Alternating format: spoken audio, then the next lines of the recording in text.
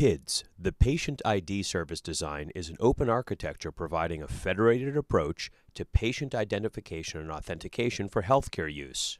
The PIDS design solution served as the central theme at an identity and healthcare event hosted at the MIT Media Lab, sponsored by HID Global and Safe Biopharma. Here's what some of the top leaders had to say at that event.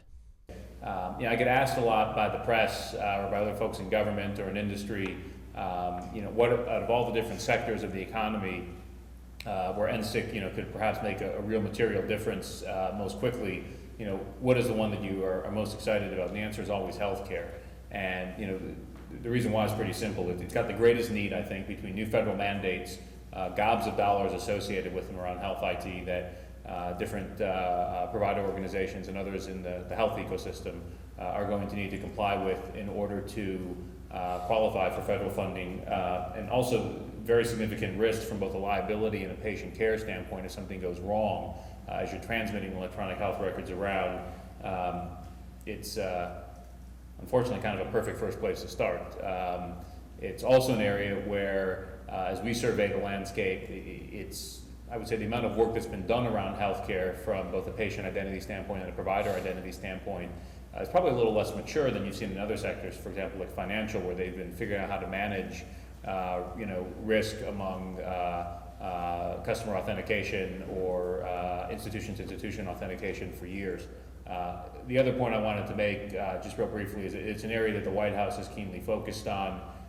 One of the first conversations I had when I first came on board was with Anish Chopra, who's the White House Chief Technology Officer, who's been very heavily focused on health IT, and he's very excited about NSTIC.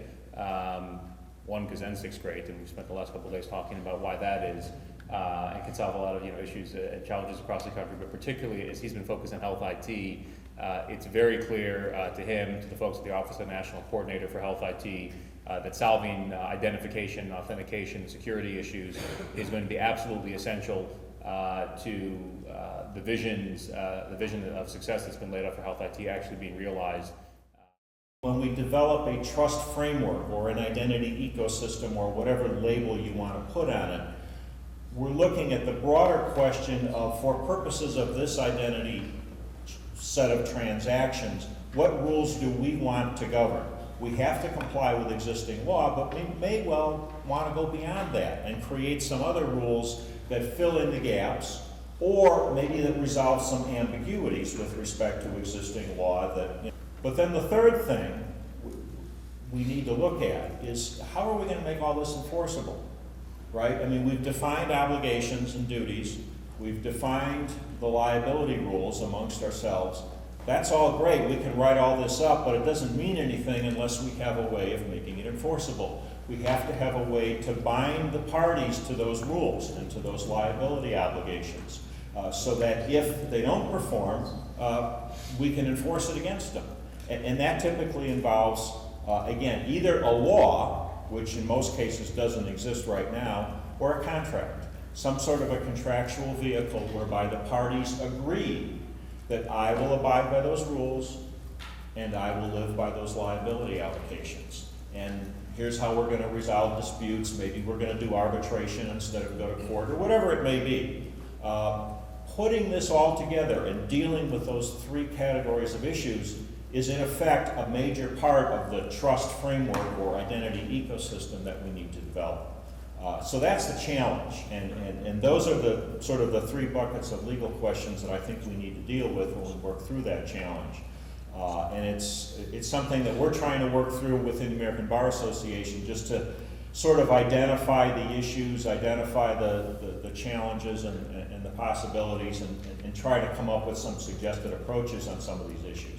But at the end of the day, that's the challenge that we're looking at. OpenID Foundation Japan actually decided to fund part of this project. Although we are called OpenID Foundation Japan, we do a lot of policy work as well. And we are very much into the governmental space as well. And we do have some kind of similar initiatives going on in Japan. And we thought it might be good to have some insight over what's happening in the United States. And one way to learn it closely is to do the projects together. That's how we funded the project, and I'm looking forward to the result of it and the learning experience that we are having from it. Thank you. PIDS, providing an open architecture based upon open standards for a patient-centered solution for online digital identity.